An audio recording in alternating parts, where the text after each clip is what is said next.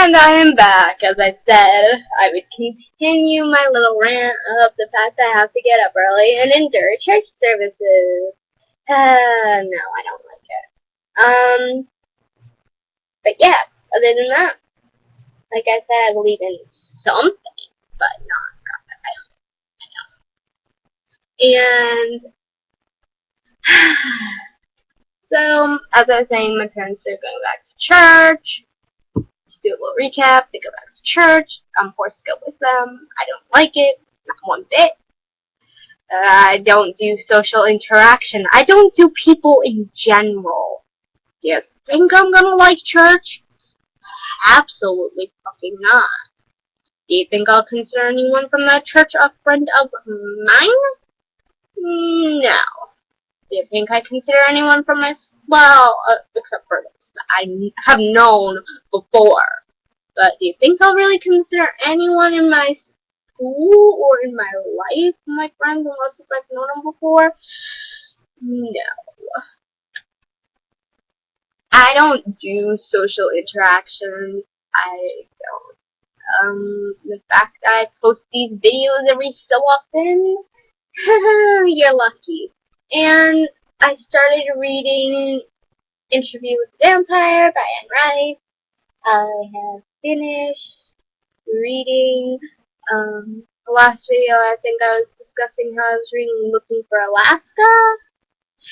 I can't remember if I was discussing reading Looking for Alaska or rereading The Fault in Our Stars, both by John Green. Both phenomenal books.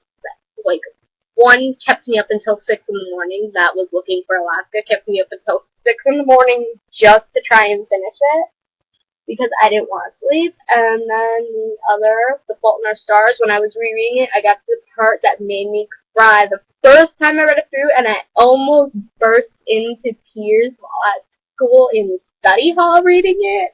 And I'm sure I got some strange looks because of it, but at the same time, I was like, I loved it, and I didn't care what anyone thinks. But I held back the tears, and yeah. And this upcoming week, I have a field trip on Tuesday to Boston. So really, all I'll be doing when I go to school is homeroom. I'm not going to do house council, unfortunately, because I know I need to be in homeroom because I know Ms. Birchman, my teacher, who I have for world history, my world history teacher, and my homeroom teacher. There are two, she even warns you in the beginning of the year. There are two things she is not good at. One, math. Yeah. No. Number two, that would be attendance. I'm sorry, but she has to be reminded of attendance, and yeah, so that's why I tend to like I'm here because I normally have house council on Tuesdays and Thursdays. I can't do it this Tuesday because I know I need to be in homeroom, so that way I can go to Terrell because I have a trip to Boston. So literally on the little thingy that we were given saying what's okay. Yeah, and so basically it says after homeroom, we meet in front of Terrell, and then after that, of course, this is what they're reminding us of, and they're reminding us to make sure that we watch the weather and dress appropriately for it, and we, of course, have to follow school dress code. Not surprising, but I don't honestly mind. It's a trip. It's not like I'm gonna be just in fucking hooker shorts. As in shorts where you can see your ass. Yeah. And then there's the third thing, like if we're allowed to bring our cell phones, iPods, etc. But if we bring our cell phone, we have to like register it with a chaperone. That means we have to give our number to one of the teachers, which I honestly don't mind. And then obviously we can listen to our iPods on the bus, on the way there and on the way back. But we cannot bring them into Fenway Park and sheer madness. Common fucking sense? Much? Why would you do? No. Okay? And of course, like, we're bringing, like, extra, you're allowed to bring extra money for souvenirs and shit. I mean, we're allowed to go shopping. And, yeah, that's all we need to know.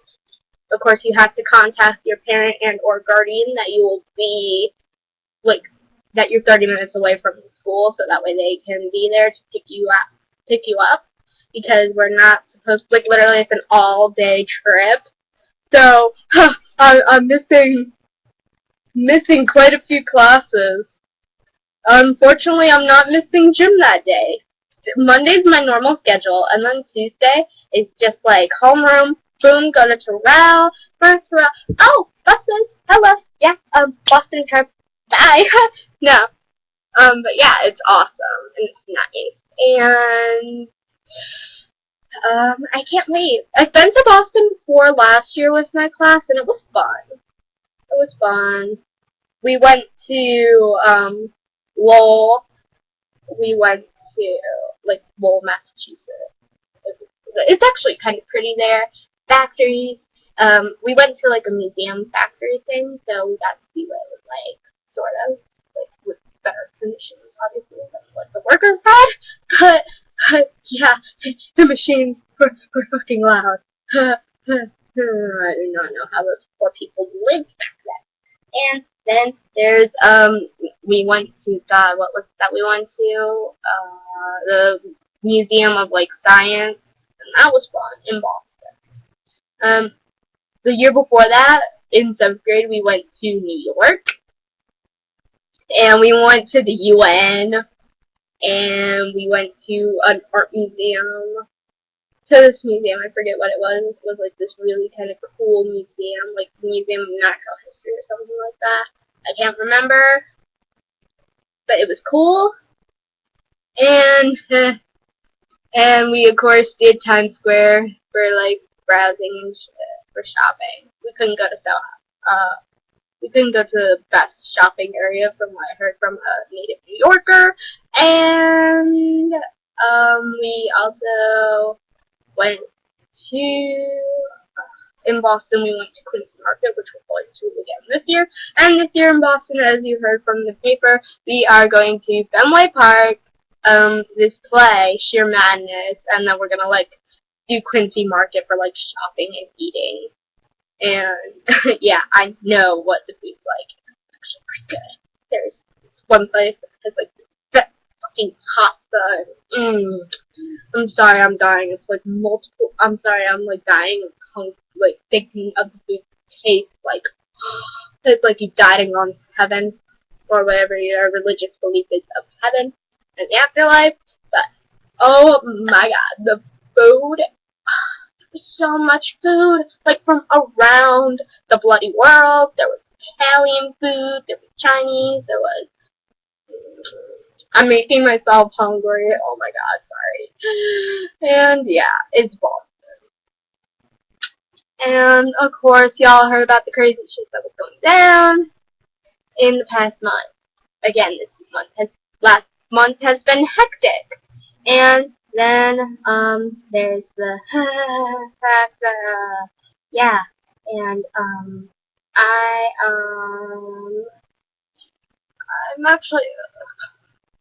I'm honestly, when it gets to the halfway point of the year and it gets really hot, I start losing motivation because I'm just, like, thinking, summer, beach, shopping, my birthday. Yeah. And my birthday is, like, coming up. I'm gonna be 15 next month. So, sorry, I get very hyper. There's two, okay, the teachers only know one side of me, and that is the good, obedient little student that will listen. Yeah. And, okay, in English we're reading Romeo and Juliet. We're on Act 5. We're on the last act of Romeo and Juliet. I've read it before.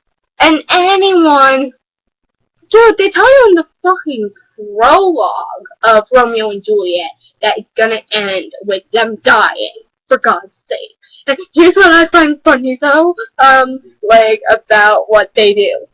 Like, when Juliet finds out that she has to, like, Juliet finds out that Tybalt's dead and Romeo's vanished, and when Romeo finds out his punishment for killing Tybalt, Here's the funny thing.